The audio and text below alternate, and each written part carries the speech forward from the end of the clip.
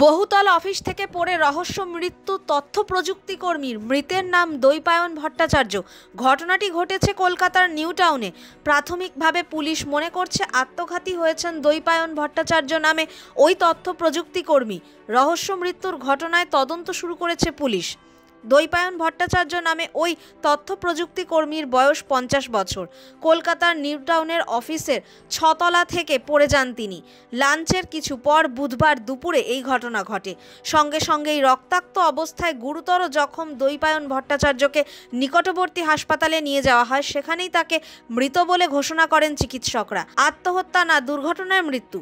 Police তার পড়ে যাওয়া ও রহস্য মৃত্যুর ঘটনায় সব দিক খতিয়ে দেখে তদন্ত শুরু করেছে। ঘনিষ্ঠ সূত্রে জানা গিয়েছে, দৈপায়ন ভট্টাচার্যের পরিবার অত্যন্তই সচ্ছল। ডন বস্কো ও প্রেসিডেন্সি কলেজের মেধাবী ছাত্র ছিলেন তিনি। তথ্য প্রযুক্তি কর্মী হিসেবে নিজে যথেষ্ট সফল। কলকাতার বিভিন্ন নামকরা ক্লাবের সদস্যও ছিলেন তিনি। তার স্ত্রীও একজন তথ্য প্রযুক্তি কর্মী। তবে তার ব্যক্তিগত জীবনে কোনো সমস্যা চলছিল কিনা বা কোনো আর্থিক সমস্যায় তিনি ভুগছিলেন কিনা তা খতিয়ে দেখছে পুলিশ। কারণ সূত্র মারফত পুলিশ এটাও জানতে পেরেছে যে মানসিক অবসাদে ভুগছিলেন তথ্য প্রযুক্তি কর্মী দৈপায়ন ভট্টাচার্য। অবসাদ কাটাতে চিকিৎসা চলছিল তার।